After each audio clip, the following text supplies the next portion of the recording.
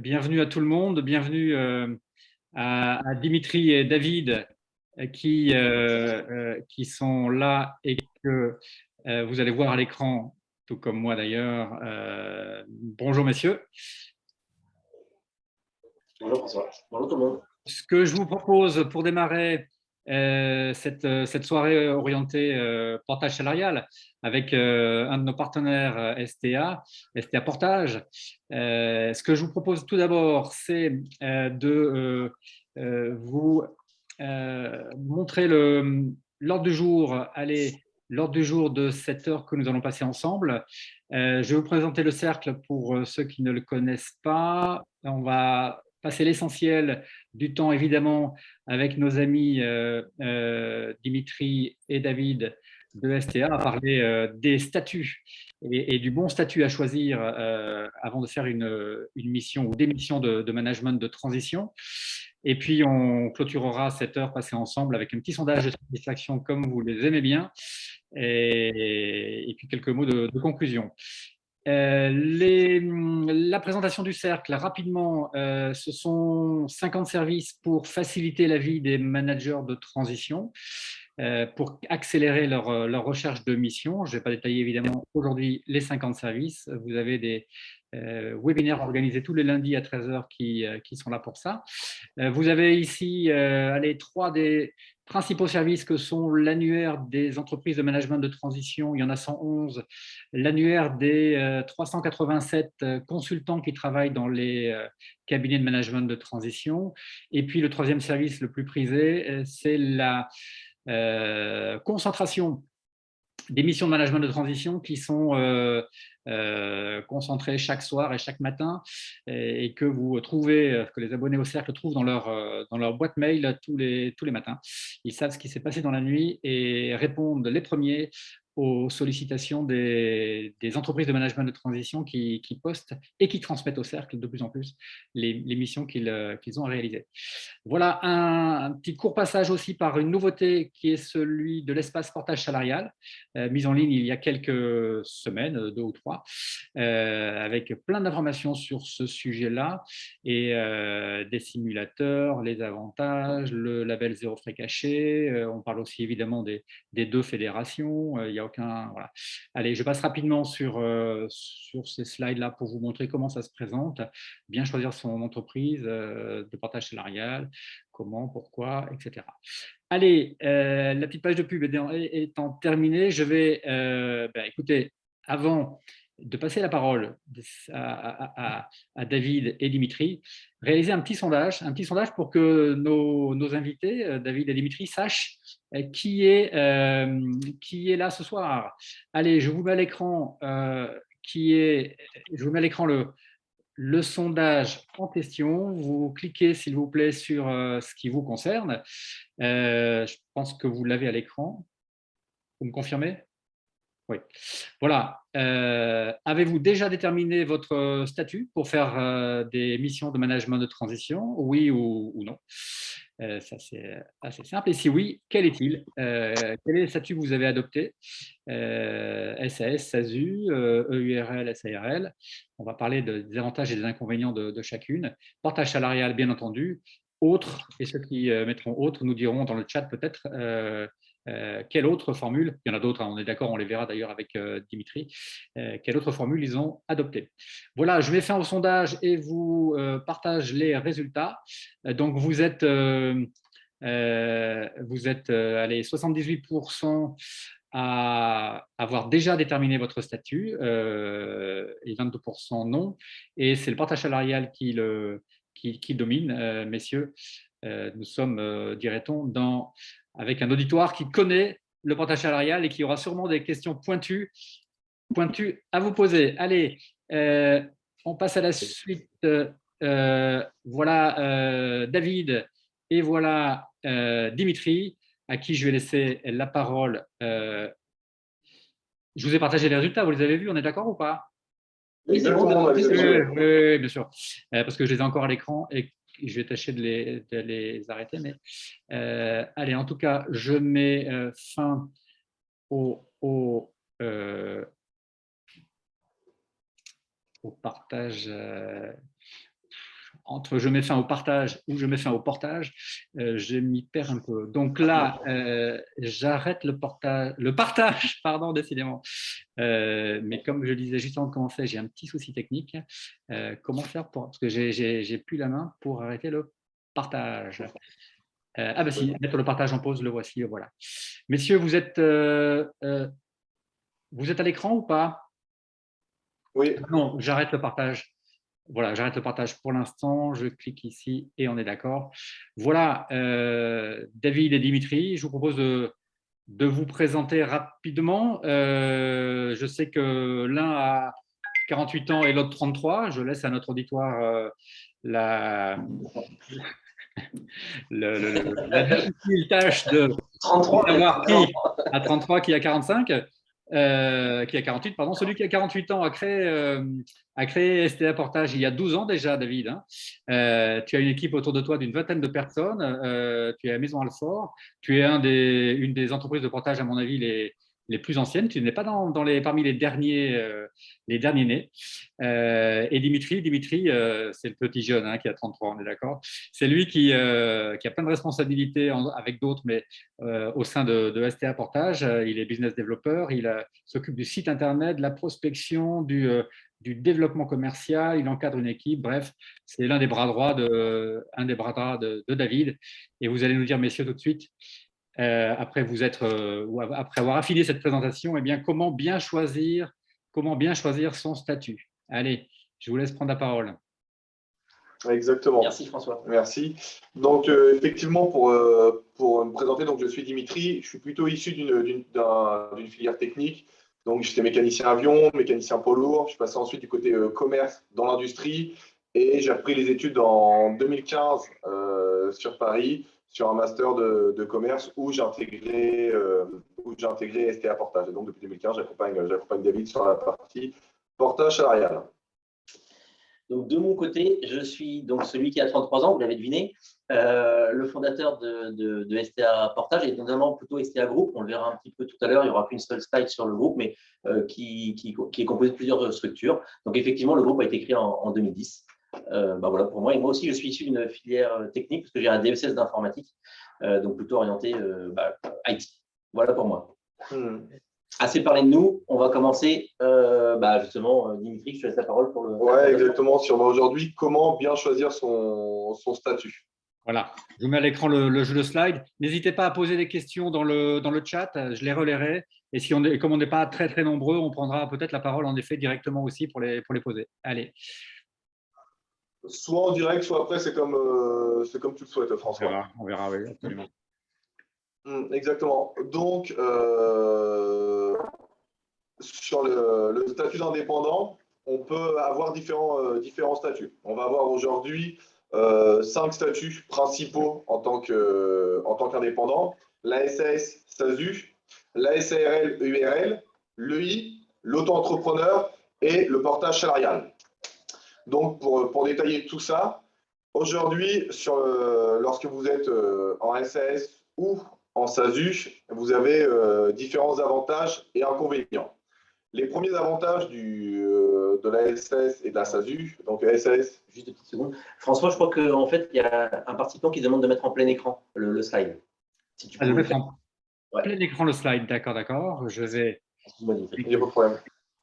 Ah oui, vous ne le voyez pas en plein écran quand il est sélectionné, là, d'accord. Non, on voit les slides sur la gauche, en fait. Là, vous l'avez en plein écran, du coup? Non, nous, non, en tout cas. Vous pas, zut. On a ton partage en plein écran, mais on n'a pas seulement la slide, on a aussi le déroulé sur le côté gauche de l'écran. Oui, mais le déroulé, comme c'est du PDF, j'arrive pas à le supprimer, en fait. C'est pas gênant, je le mets en tout petit. D'accord. Mais du coup… On te laisse faire au mieux et puis on continue. OK. Voilà. Est-ce que tout le monde y voit bien? Est-ce qu'il y a une visibilité sur la présentation? Oui, dites-nous, là, je regarde un peu dans le chat. Merci de mettre en plein écran, disait Christophe Benoît. Ça a l'air bon maintenant, d'accord, OK. OK, d'accord, parfait. Nickel. Oui, donc sur chaque statut, on va voir les avantages et les inconvénients. Donc là, le choix de la SAS ou de la SASU. SAS en cas d'association, SASU lorsque vous êtes seul. Donc, les principaux avantages, c'est que lorsque vous êtes en SASU, vous êtes assimilé salarié. C'est-à-dire que vous avez cotisé au régime général et vous allez également avoir une mutuelle. Ensuite, vous allez également avoir tous les mois des fiches de paye, ce qui vous permet de faciliter vos crédits. Vous avez un contrat, des fiches de paye, ça vous permet d'avoir un accès au crédit facilité. Ensuite, vous pouvez également avoir des congés. Lorsque vous êtes président d'une SASU ou d'une SAS, vous êtes payé le même salaire tout au long de l'année, ce qui vous permet de prendre des congés en étant payé. Ensuite, on ne va pas non plus avoir de plafond de rémunération. Et on va également avoir des impositions sur les dividendes qui sont avantageux. Aujourd'hui, lorsque l'on est en SS ou en SASU, l'avantage de ce statut, c'est également d'avoir des dividendes qui sont soumis à la flat tax. Vous avez également la possibilité d'avoir des salariés. Et si vous mettez en place ces avantages fiscaux, vous allez pouvoir avoir toute l'enveloppe d'avantages fiscaux, chèque cadeau, chèque culture, chèque emploi-service, plan épargne entreprise, plan épargne retraite. Et le fait d'être indépendant vous permet aussi de choisir vos missions et de définir votre rémunération. Les inconvénients de ce statut, c'est que lorsque vous êtes en SASU ou SAS, vous n'avez pas le droit au chômage. Même si vous cotisez au régime général pour tout ce qui va être retraite, assurance maladie, vous n'avez pas le droit au chômage. Ensuite, pour la création d'une société, on va avoir un coût et un délai. On ne peut pas créer une SASU sur un coup de tête. Il faut minimum 2 semaines pour la création et on a un coût entre 250 et 1 500 euros en fonction des organismes par lesquels on va passer. On va avoir des prix de démarrage à 250 euros pour les créations simplifiées et des prix qui peuvent aller jusqu'à 1 500 euros pour les créations lorsqu'on passe par des cabinets d'avocats spécialisés. On va également avoir, en plus de notre activité, toute cette partie gestion administrative. Comptabilité, déclaration de TVA, assemblée générale, bilan, etc. On va devoir également créer ses propres contrats, ses contrats de travail, ses contrats de prestation avec ses clients. Et il faudra également suivre sa trésorerie. Aujourd'hui, lorsque vous êtes indépendant en SAS SASU, vous êtes tout de suite, vous devez avoir une trésorerie. Si votre client vous paye à 30 jours, 45 jours ou 60 jours, vous devez être capable d'absorber justement ce délai de règlement avant d'avoir vos propres revenus. Vous allez également devoir suivre tout ce qui va être relance des paiements et suivi des impayés. Aujourd'hui, en France, on voit que les délais de paiement des sociétés sont à 30 jours, 45 jours, 60 jours, des fois plus. Et c'est un suivi qu'il va y avoir derrière pour éviter justement les impayés. Le fait de créer une société, vous êtes également soumis à des frais bancaires. Lorsque vous créez une société, les frais bancaires sont plus importants que lorsque vous êtes un particulier. Dès que de l'argent sort de votre société, il va y avoir des frais bancaires qui sont soumis dessus. On va également avoir un coût comptable pour gérer toute cette partie administrative. Donc, il va falloir prendre un comptable pour gérer vos comptabilités. On peut également s'exposer à de la solitude. Le fait de monter sa propre société peut nous enfermer dans une solitude justement de créateurs de société. L'inconvénient également, c'est que le fait d'être dirigeant, assimilé, salarié, vous avez beaucoup plus de cotisations salariales et patronales que sur les autres statuts d'indépendants. Ensuite, on va également voir le statut de SARL, EURL. Est-ce qu'on passe à ce statut-là ou est-ce qu'on laisse poser quelques questions sur ce qu'on vient de voir? On peut répondre aux questions tout de suite. Alors, effectivement, j'ai vu qu'il y avait, si on a un bulletin de paye par l'une des personnes qui nous suit, effectivement, on n'est pas obligé d'avoir un bulletin de paye et on n'est pas obligé d'être rémunéré en étant président de SAS ou de SASU. Bien sûr. Et là, pour un SAS, petite entité extrêmement contractuelle, l'assistance d'un conseil est recommandée. C'est pas vouloir faire exactement. Alors, surtout que si vous êtes en SAS, ça veut dire qu'il y a plusieurs associés. Donc, effectivement, parfois, un pacte d'actionnaires peut être assez conseillé, en plus des statuts classiques de SAS. OK. Allez, on passe au statut suivant. Ensuite, pour la SARL et le URL, Société à responsabilité limitée ou entreprise unipersonnelle à responsabilité limitée, les gros avantages de ce statut, c'est que vous êtes TNS, travailleur non salarié. Vous avez donc une meilleure rémunération qu'en SAS SASU parce que vous n'êtes pas considéré comme assimilé salarié. Vous avez donc moins de cotisations.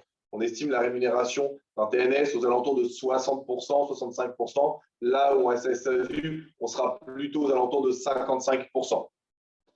On va être sur les mêmes avantages, donc choix d'émission, choix de la rémunération. On n'a pas non plus de plafond de rémunération. On a également la possibilité d'avoir des salariés et de mettre en place les différents avantages fiscaux. Ensuite, sur les inconvénients, on va être similaire sur tout ce qui va être SAS et SASU, donc formalité de création, toute la partie gestion administrative, l'établissement des contrats, l'effort de trésorerie en fonction des paiements de vos clients, les relances paiements qui vont avec la facturation, tout ce qui va être frais bancaires. Et l'élément également qui va être différenciant, c'est que l'imposition sur les dividendes est beaucoup moins avantageuse en SRL et URL en fonction de votre capital social. D'accord? En gros, succinctement, dès que les dividendes ont un montant qui est supérieur au capital social, on va avoir des cotisations supplémentaires. 10%. 10%. Ensuite, du fait qu'on soit TNS, on a moins de couverture sociale, d'accord? Ce qui fait qu'on passera par des complémentaires privés de retraite ou de protection. On va également avoir un coût comptable pour cette gestion administrative et toujours exposé à cette potentielle solitude. On n'a également pas le droit au chômage sur ce type de statut. Ensuite, pour l'EI.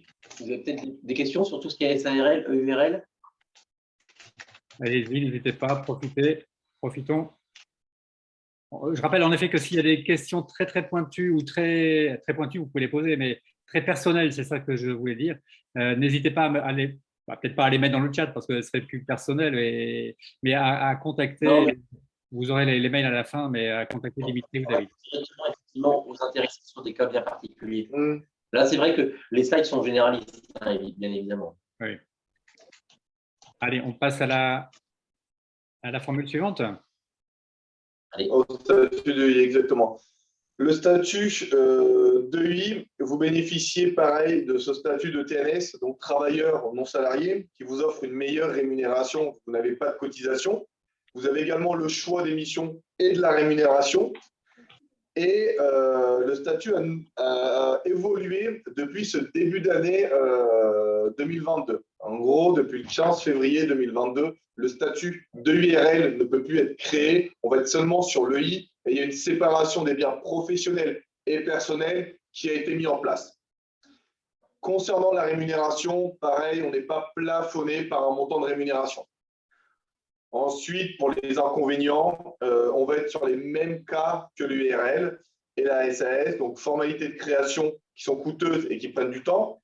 Toute cette partie gestion administrative qui peut rapidement devenir chronophage, l'établissement des contrats, pas le droit au chômage, tout ce qui va être effort de trésorerie à fournir, les relances et le suivi de la facturation, les frais bancaires, le fait de ne pas avoir le fait de ne pas avoir de couverture sociale et de protection. On va donc passer par des complémentaires privés. On va également avoir ce coût comptable à prendre en compte et cet aspect solitude. De plus, le fait d'être en statut EI vous empêche d'avoir tout ce qui va être avantages fiscaux, style ticket restaurant, PE, PERCO, et vous êtes également imposé sur le revenu. On n'aura pas d'imposition sur les sociétés en cas d'EI. D'accord? C'est un statut qui est vraiment, comment dire, personnel.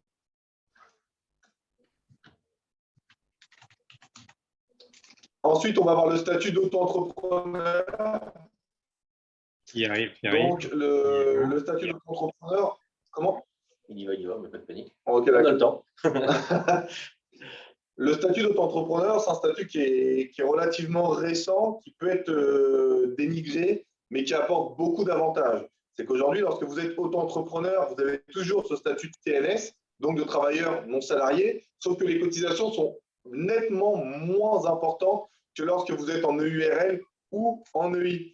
Vous êtes plafonné à 22% de cotisation lorsque vous êtes auto-entrepreneur. Ça vous permet de récupérer en gain 78% de ce que vous facturez. Ensuite, on va également avoir le choix des missions et le choix de la rémunération. Concernant la création du statut, il est relativement rapide. En 48 heures, 72 heures, vous avez votre statut d'auto-entrepreneur. Et ensuite, concernant la gestion administrative, on est sur une gestion administrative qui est simplifiée. Vous allez avoir une déclaration trimestrielle ou mensuelle en fonction de ce que vous choisissez, et vous allez avoir un traitement d'une facture par mois en fonction de vos clients, tout du moins dans la prestation de service. Les inconvénients, c'est que vous allez devoir établir toujours vos contrats. D'accord? Donc, c'est à vous de définir les contrats de prestation que vous allez avoir avec vos clients. Vous n'aurez pas non plus de droit au chômage. On peut avoir des droits au chômage en cas d'auto-entrepreneur, mais c'est un chômage qui est ridicule et c'est vraiment dans certains cas très spécifiques. Vous allez devoir fournir cet effort de trésorerie en fonction des règlements de votre client. Et on va avoir très peu de couverture sociale. Le fait d'avoir que 22% de cotisation, effectivement, c'est très avantageux pour l'aspect financier, mais beaucoup moins sur l'aspect couverture. Donc, il faudra vraiment opter pour des complémentaires privés. Ensuite, on va également avoir 2 plafonds de rémunération. Le premier plafond qui va être à 34 400 € pour déclarer la TVA. En dessous de ce plafond, vous êtes exonéré de TVA. Au-delà de ce plafond, vous allez être soumis à la TVA. Vous allez devoir donc facturer la TVA à votre client et la redistribuer à l'État. Ça alourdit un petit peu la charge administrative. Et ensuite, on va également avoir un deuxième plafond qui va être de 72 600 € qui, lui, établit en fait les limites du statut d'auto-entrepreneur. Au-delà de 2 années consécutives à avoir dépassé ce plafond, vous allez devoir passer sur un autre statut. En général, les plafonds sont annuels, exactement. Je réponds à votre question, Christophe Benoît. Les plafonds sont annuels. Cependant, lorsque vous allez créer votre société, il y a un prorata qui sera fait. Par exemple, vous créez votre société au mois de juillet et vous faites 35 000 € d'accord, de chiffre d'affaires entre juillet et décembre. Le calcul de l'État ne va pas se baser sur ces 35 000 €. Ils vont faire le prorata au mois et vous allez donc devoir déclarer votre TVA. Et les éléments aussi complexes du statut d'auto-entrepreneur, c'est qu'il est extrêmement compliqué d'avoir un crédit parce que c'est un statut aujourd'hui qui manque énormément de crédibilité. Et pareil, vous n'allez pas avoir d'avantages fiscaux non plus. Vous êtes également soumis à l'imposition sur le revenu. Les gros avantages, vous gagnez 78% de ce que vous facturez. Les inconvénients, c'est que vous n'avez pas de couverture et vous êtes soumis directement à l'imposition sur le revenu. Ça peut être bien pour un lancement d'activité ou pour des activités complémentaires, surtout quand on voit la facturation aujourd'hui en management de transition. Pour le statut d'auto-entrepreneur viendrait alimenter, permettrait de dégager plus de cash. La cerise sur le gâteau pour des missions qui peuvent être annexes. Ensuite, après le statut d'auto-entrepreneur, on va évidemment parler du statut du portage salarial, qui est aujourd'hui un statut qui vient vraiment mélanger le salariat et l'entrepreneuriat.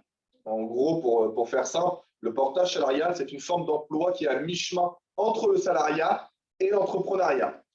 Vous cotisez donc au régime général, donc assurance maladie, assurance retraite et assurance chômage. En cas d'intermission, vous bénéficiez du chômage, mais à côté de ça, vous êtes également considéré comme un indépendant. Lorsque vous travaillez, vous facturez, vous êtes payé. Lorsque vous ne travaillez pas, vous ne facturez pas, vous n'êtes pas payé. D'accord ?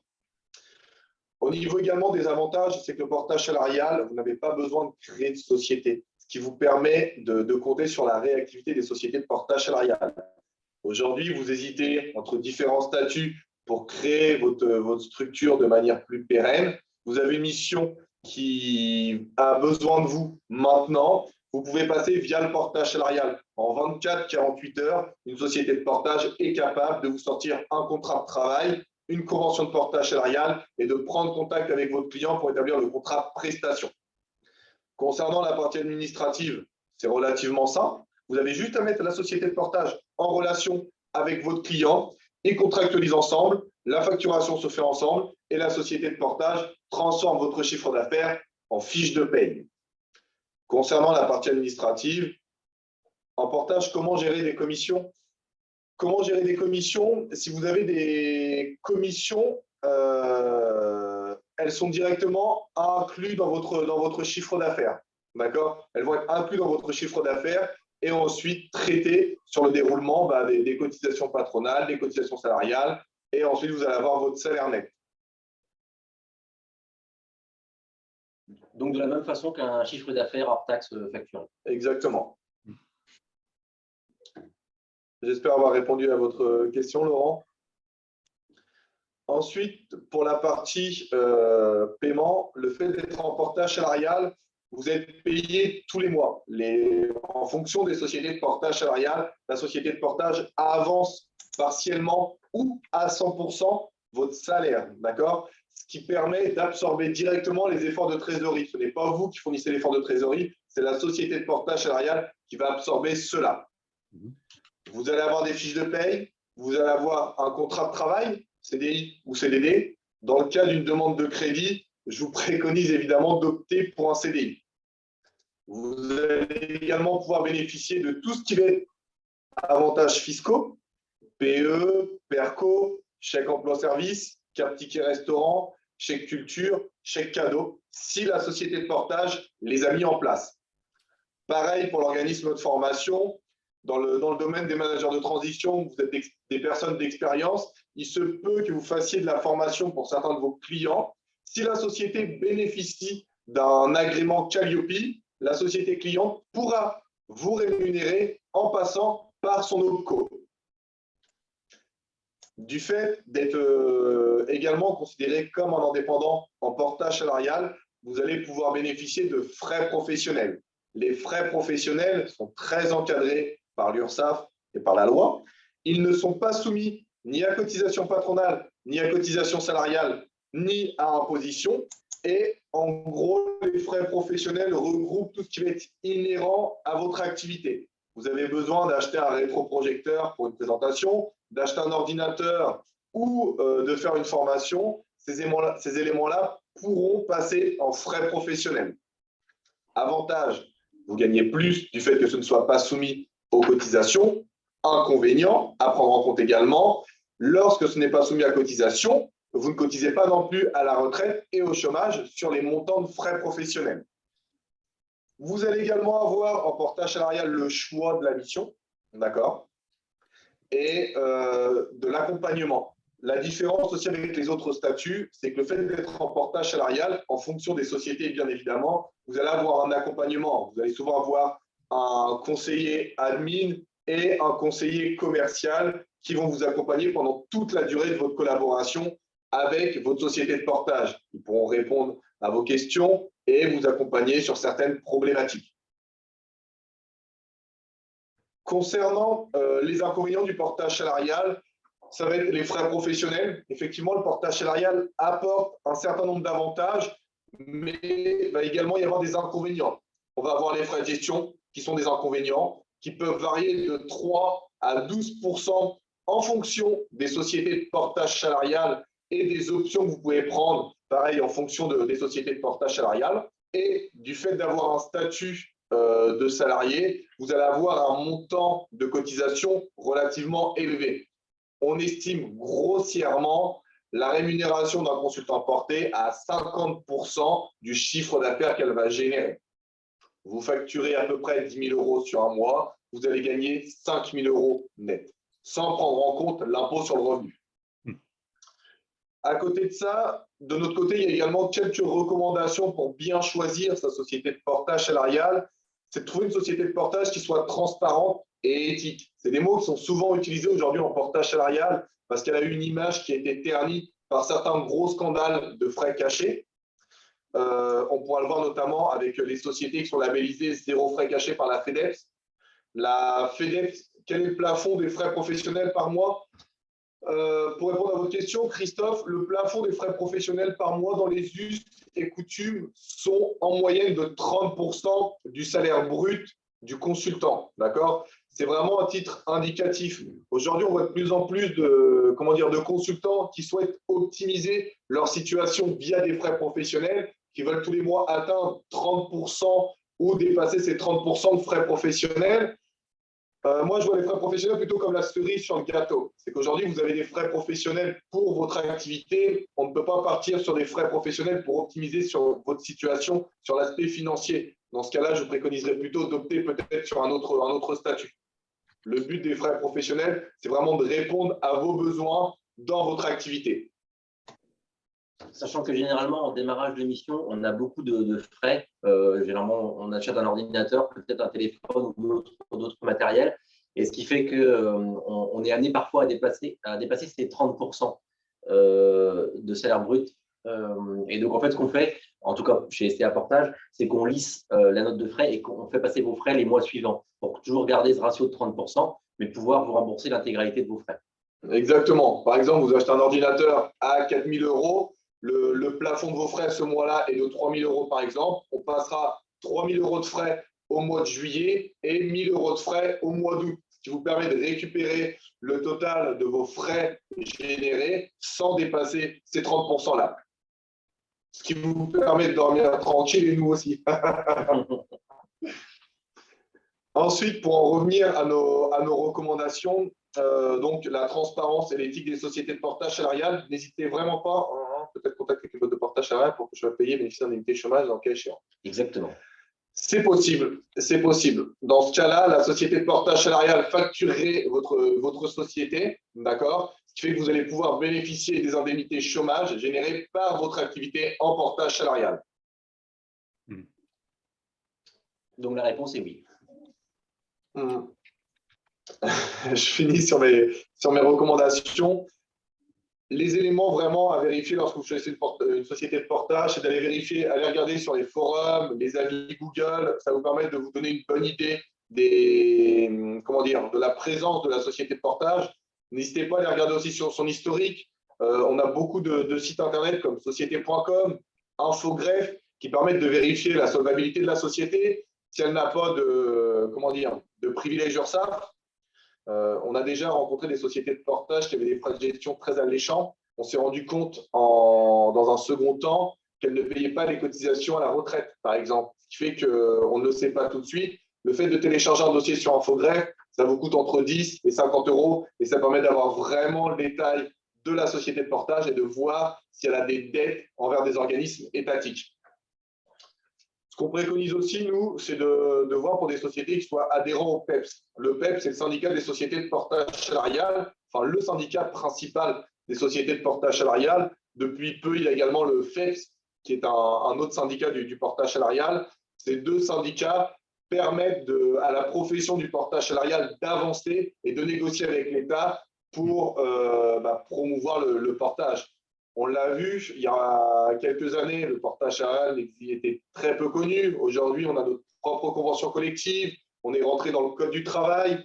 On peut avoir le droit au chômage, qui n'était pas le cas avant. Donc tout ça, c'est des choses qui ont été mises en place par les syndicats, syndicats de sociétés de portage.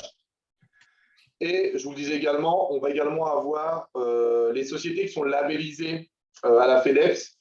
La FEDEPS, c'est une association d'anciens salariés portés qui ont eu avec différentes structures. Ils ont décidé de monter cette association-là pour protéger les salariés portés des abus de certaines structures. Et ils ont mis en place un label zéro frais caché.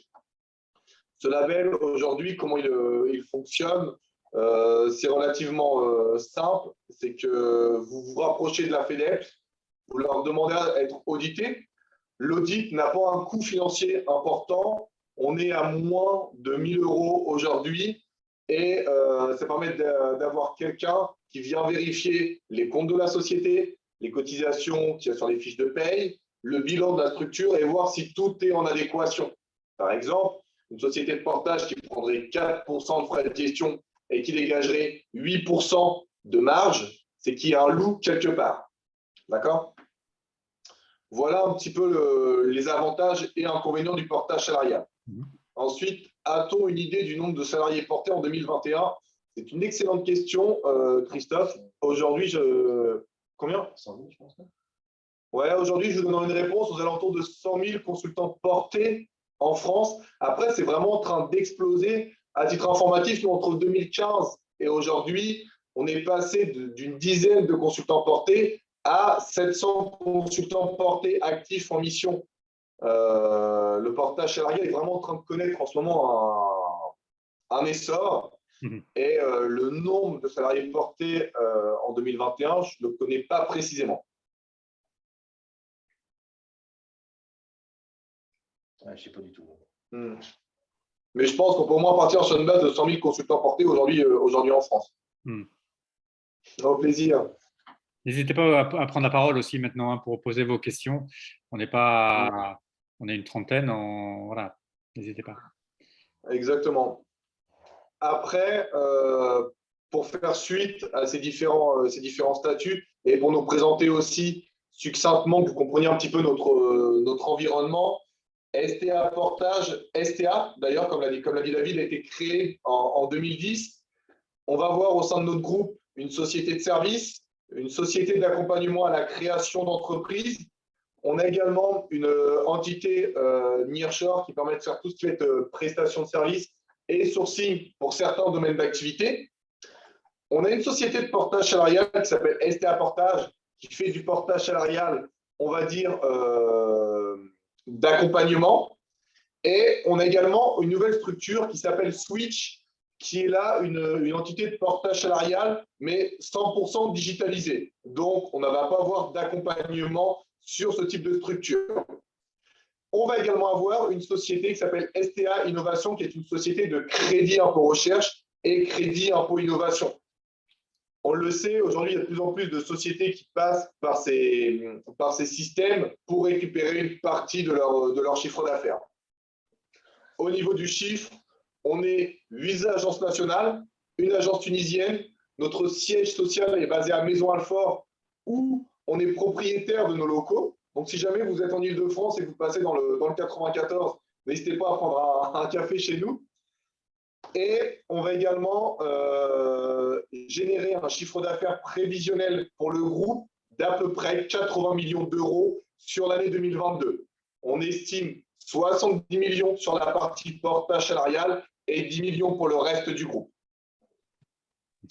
Donc, sachant que juste pour rebondir sur ce que tu disais, Dimitri, par rapport à STA Innovation, donc effectivement, on accompagne les structures pour essayer de trouver les projets qui sont éligibles au dispositif étatique et faire bénéficier donc à l'entreprise en question, à notre client, un crédit d'impôt.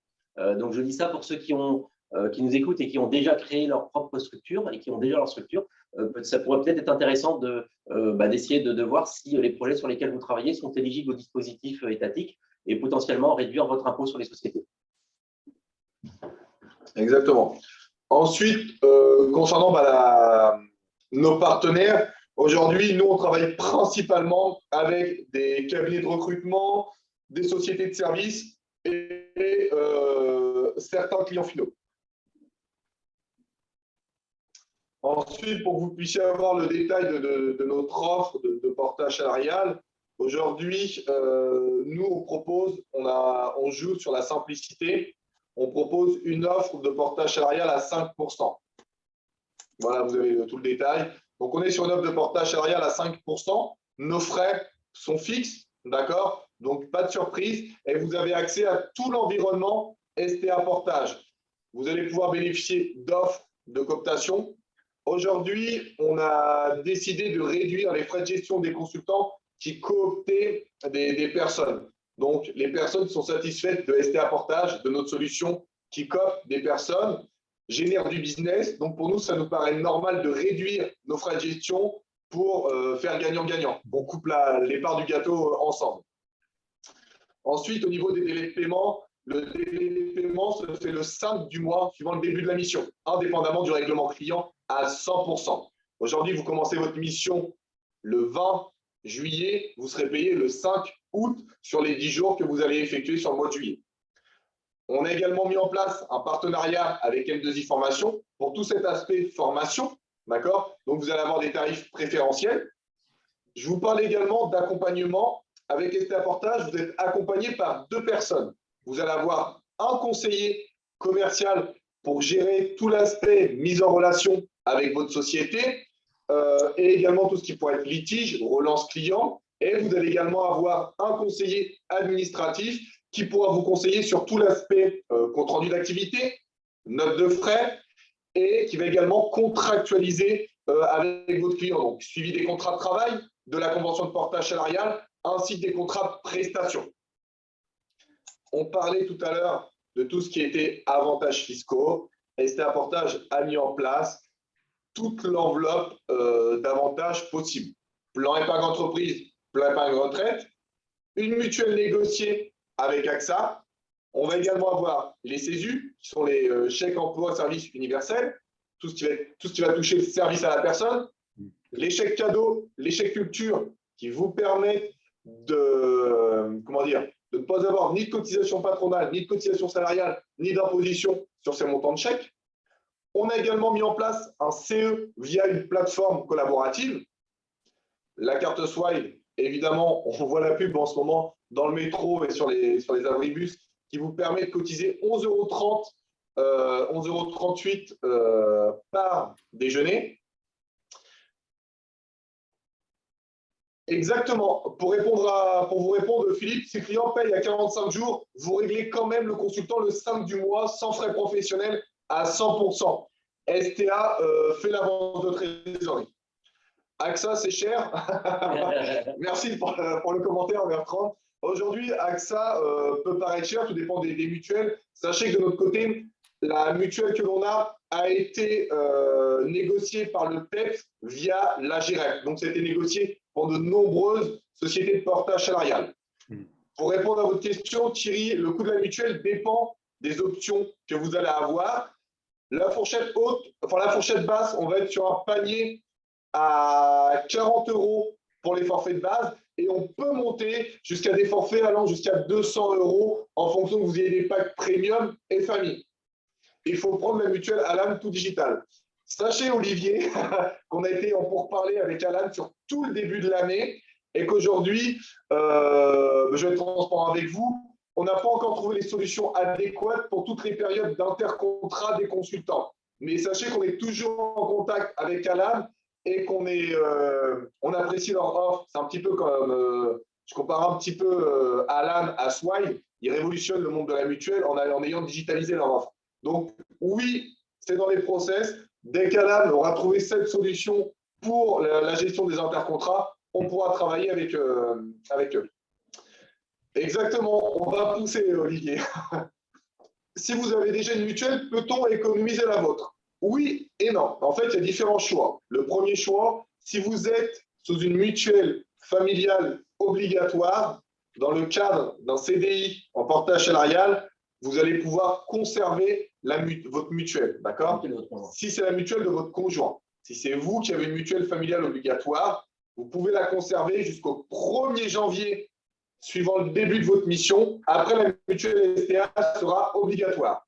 Sachez que dans le cadre d'un CDD, la mutuelle n'est pas obligatoire. Sachant que c'est la loi, hein, ce n'est pas lié à STA Portage. Exactement, ça c'est. Nous, on n'a aucun intérêt à vous imposer une mutuelle. Nous, on a une mutuelle, on vous l'impose parce qu'on nous l'impose. Aujourd'hui, si vous souhaitez économiser la mutuelle, je vous préconise vraiment de partir sur un CDD. Le CDD commence lorsque la mission commence, se termine lorsque la mission se termine, et vous n'avez pas besoin de mutuelle. Ensuite, pour reprendre après la carte Swile, on va également avoir le club privilège. Le club privilège, c'est un cercle d'acteurs avec qui on a monté des partenariats pour répondre aux besoins de nos consultants. On a mis en place un partenariat avec un banquier. Aujourd'hui, on travaille avec le Crédit Mutuel pour répondre à toutes ces demandes de crédit immobilier que peuvent avoir les consultants. On a un conseiller au Crédit Mutuel qui connaît le portage salarial et qui sait lire une fiche de paye en portage salarial, qui vous permet de faciliter votre accès au crédit. On a également mis en place un partenariat avec un notaire. Crédit immobilier, dit notaire, ça vous permet d'avoir une formule clé en main. D'accord? On va également avoir, dans les 5% de frais de gestion, le traitement des frais professionnels. On a parlé, achat de matériel informatique, frais de télétravail sont pris en compte dans l'offre à 5%. Sur tout ce qui est frais professionnels, j'insiste là-dessus, on est très encadré par la législation. Il ne faut pas avoir des frais professionnels comme un acte d'optimisation pour tout, comme pour tout. D'accord? Et on va également avoir un intranet dédié qu'on a fait évoluer en interne, qu'on développe en interne depuis 2015, d'accord, qui vous permet de gérer votre compte rendu d'activité, gérer vos notes de frais, d'avoir une visibilité sur les factures qui sont envoyées à vos clients. Vous avez également l'information si ces factures sont payées ou pas payées. On me posait la question tout à l'heure, le paiement à 45 jours, vous allez voir, paiement à 45 jours, vous allez avoir les dates d'échéance. Si votre client paye avant, vous le verrez. Si votre client paye après et que vous voyez des relances passer, vous avez directement le suivi sur votre espace. Et on va également avoir l'accès à vos fiches de paye. Vous allez avoir l'espace où vous allez pouvoir avoir vos fiches de paye et également une synthèse de compte. Je suis en train de dire, excusez-moi, je m'interromps comme ça. Thierry, pour répondre à votre question, la notion de CDD ou CDI est à votre choix. Aujourd'hui, en portage salarial, vous avez le choix entre les deux contrats. Le contrat CDI, qui est un contrat à durée indéterminée.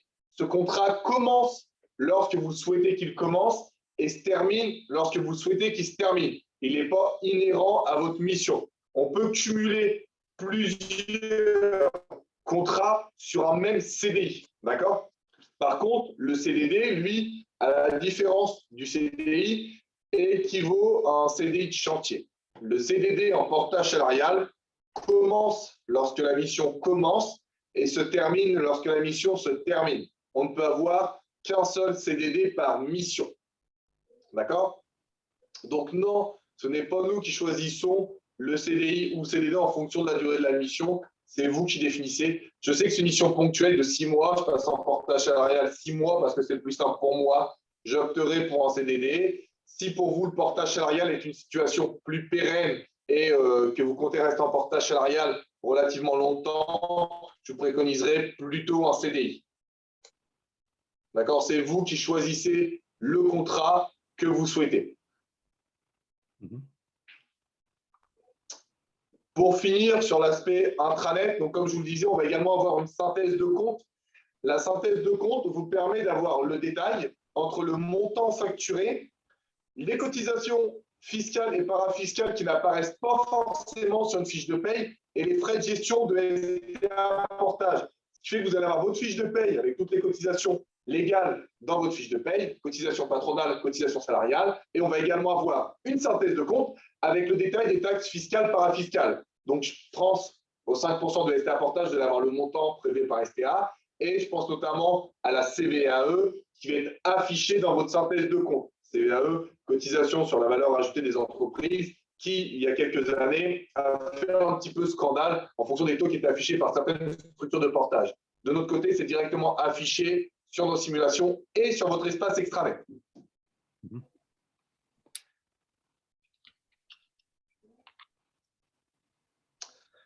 Quel est votre montant des charges patronales?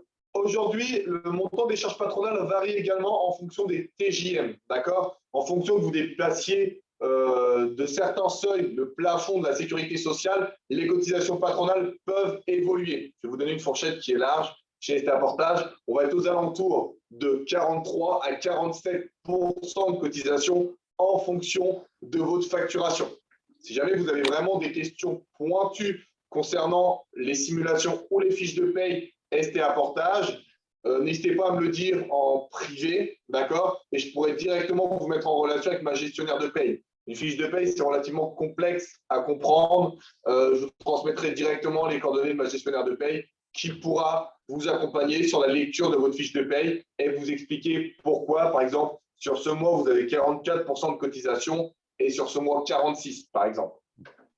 En gros, sur l'année, il y a un cumul de chiffre d'affaires qui se fait et également de cotisations. Vous pouvez donc dépasser certains seuils et que des cotisations se déclenchent. Maintenant, pour information, il y a quelques années maintenant, le bulletin de paye a été ce qu'on appelle clarifié, c'est-à-dire qu'un certain nombre de rubriques ont été regroupées en une seule, notamment autres charges dues par l'employeur. Il faut savoir que si vous intégrez un jour STA Portage, en fait, nous, on vous fournit les deux fiches de paye. La fiche de paye clarifiée, qui est le légal, qui est imposé par la loi, ainsi que les feuilles de paye détaillées. Donc ça vous permet de vraiment de voir l'intégralité de toutes les cotisations que vous êtes amené à régler et à être prélevées. Et pour répondre à votre question, Wissam, je ne vais pas vous fournir l'enregistrement de cette session, vous allez pouvoir, on va vous envoyer la présentation et vous pourrez également sur le site du cercle avoir accès dans l'onglet portage à la rediffusion de cette séquence. Absolument, je confirme.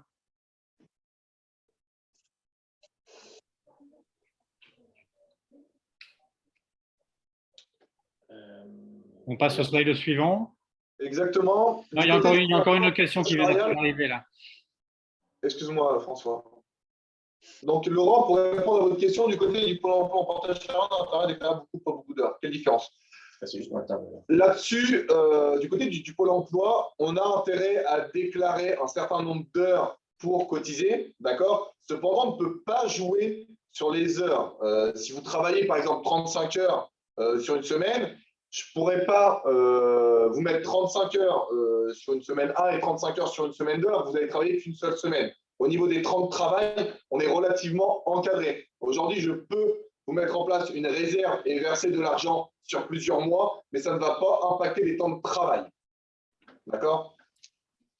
Donc, en fait, à partir du moment où vous avez atteint un certain nombre d'heures qui est 910 heures, à partir du moment où vous avez atteint 910 heures de travail, soit 6 mois et 1 jour à temps complet, vous pouvez accéder au Pôle emploi.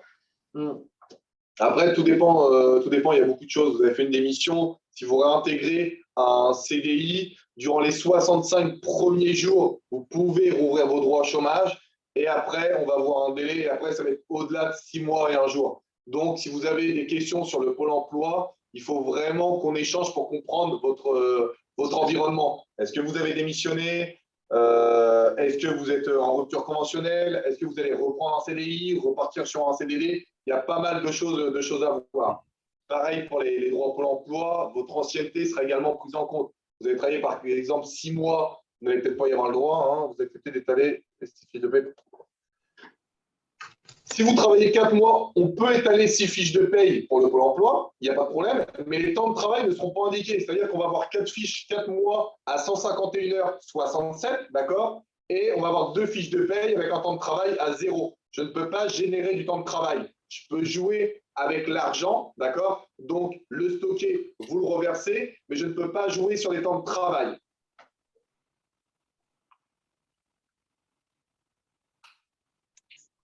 Ok, c'est très clair en tout cas là-dessus. Oui. Normal. Ensuite, pour la précédente slide, concernant le PEPS et la FEDEPS, je les ai déjà présentés succinctement. C'est que ça vous permet juste d'avoir un slide avec un visuel dessus. C'est la slide numéro 10. Ah, pardon. Il n'y a pas de problème. Oui. Donc, ça vous permet d'avoir une visibilité en fait, de qui sont le PEPS et la FEDEPS. À titre informatif, STA Portage est adhérent au PEPS et est labellisé zéro frais caché par la FEDEPS. D'accord? N'hésitez pas à vous renseigner et à aller sur leur site internet respectif pour avoir plus d'informations. Sur l'espace portage salarial du cercle, il y a pas mal d'informations aussi sur ces deux syndicats et sur la FEPS aussi. Ouais, la FEPS. Ouais, on va avoir le PEPS et la FEPS qui sont deux syndicats patronales qui négocient avec l'État. Et on va voir la FEDEPS qui est là plus pour, prouver la transparence des sociétés. C'est vraiment d'anciens salariés portés qui sont à l'initiative de la FEDEPS. D'accord? Donc, on est vraiment sur deux axes différents. Un axe plutôt négociant pour le portage salarial et la FEDEPS qui est là pour, entre guillemets, vérifier les fiches de paye et assurer la transparence des sociétés de portage.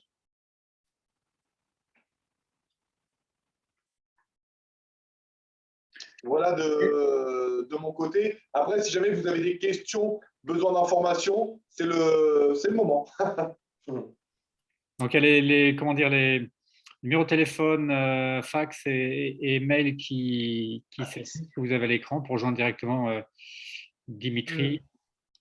Et lui. Alors, François, c'est le fixe. Hein. Il n'y a plus de fax. Ah oui, c'est le fixe. C'est pas le fax. On a enlevé Telex il n'y a pas très longtemps. Et Telex, voilà, je cherchais le mot, je cherchais le Telex, absolument, c'était grande époque. Il y a encore, ouais, bon, bref. Voilà, écoutez, je vais peut-être arrêter le partage d'écran du coup pour qu'on se retrouve avec sans slide à l'écran. N'hésitez pas à prendre la parole peut-être. On a beaucoup posé de questions là par le chat, mais posons les dernières questions de vive voix. En tout cas, moi, j'ai beaucoup apprécié Merci Gérard, c'est normal. Aujourd'hui, on a construit cette présentation plus en tant que conseiller. Aujourd'hui, je n'hésite pas à conseiller certains statuts. Par exemple, je ne sais pas, des personnes qui vont avoir des minimums de facturation. Je vais plutôt les conseiller sur un statut d'auto-entrepreneur pour qu'elles gagnent plus. Et je n'hésite pas non plus à exposer les différents statuts, que chaque personne puisse avoir le statut qui lui convient. J'aurais une question. Est-ce que le pourcentage de 5% est plafonné à un certain chiffre d'affaires? C'est une excellente question. Aujourd'hui, on n'a pas encore pris nos décisions, mais on est en train de réfléchir dans certains cas pour le plafonner. On est vraiment en réflexion là-dessus. Donc, en attendant, il faut aller ailleurs que chez vous. On pourra s'ajuster, on pourra voir. Mais on est vraiment en train d'y réfléchir justement pour tous les TJM qui sont importants. Et c'est combien important pour vous? C'est en réflexion. Sans réflexion, on est vraiment en train d'ajuster, de voir ce qui est faisable et évidemment de voir ce qui est fait également chez nos confrères. Je pense que si vous posez la question, c'est que vous connaissez déjà certaines sociétés qui plafonnent leurs frais de gestion. On regarde comment se comporte le marché, on voit si c'est également jouable de le mettre en place et lorsque la décision sera prise, on vous tiendra au courant des plafonds qu'on pourra mettre en place. Globalement, certains de nos confrères plafonnent à 600 € et donc on est encore de réflexion là-dessus, mais ça va être dans les prochains jours, prochaines semaines, la décision sera prise. D'accord. Oui, c'est effectivement ces 600 € que j'avais en tête. Vous êtes dans quelle société, si c'est pas indiscret? Prium actuellement. D'accord. Et ils plafonnent également leurs frais à 600? Non, c'était pas Prium là en l'occurrence. D'accord. Okay. Donc ça a moins d'intérêt, mais il y a des sociétés qui sont intervenues dans le cercle. Exactement. Et qui ont parlé de plafond à 600, donc c'est pour ça que j'en parle. C'est ça, vous avez raison.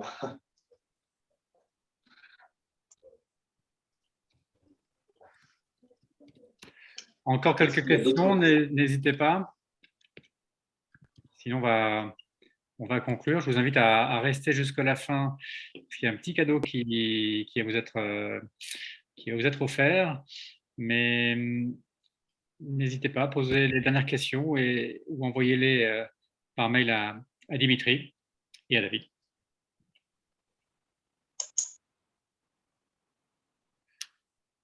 Écoutez, s'il n'y a pas de questions complémentaires ou supplémentaires, on va avancer. Messieurs, vous voulez rajouter un dernier mot sur la présentation? Non, tout est OK? Moi, de mon côté, tout est OK. OK. Merci Séverine, merci Christophe.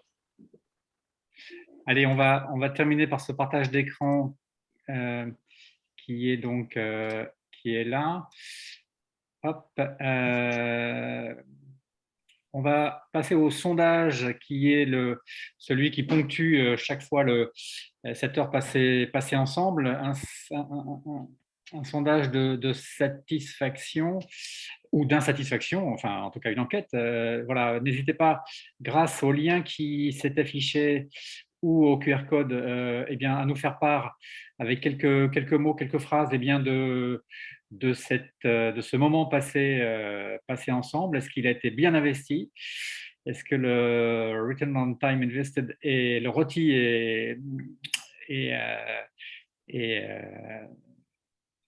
a été donc correctement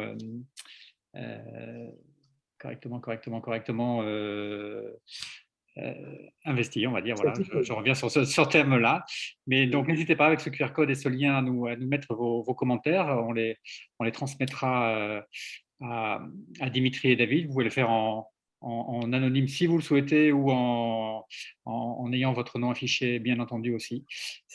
Exactement. On est vraiment preneur de Oui. ces retours. Ça permettra également de nous améliorer et de voir peut-être sur des prochains sujets sur quels axes il faudra qu'on creuse plus.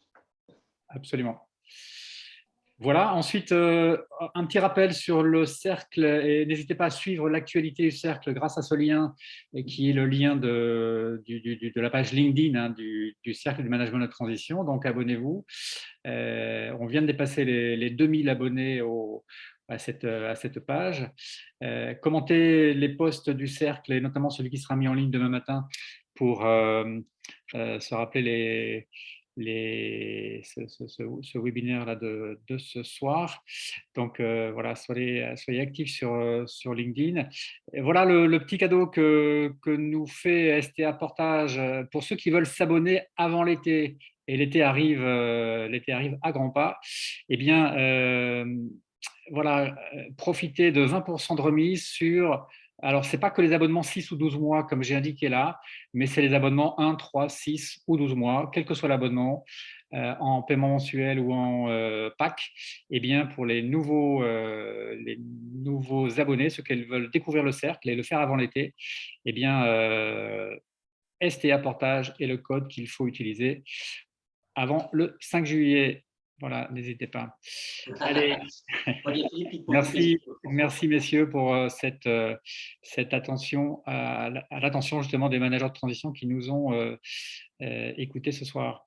Voilà, le mot de la fin ou de la fin à IM, eh bien, je vais conclure et je te laisserai, David, peut-être le mot pour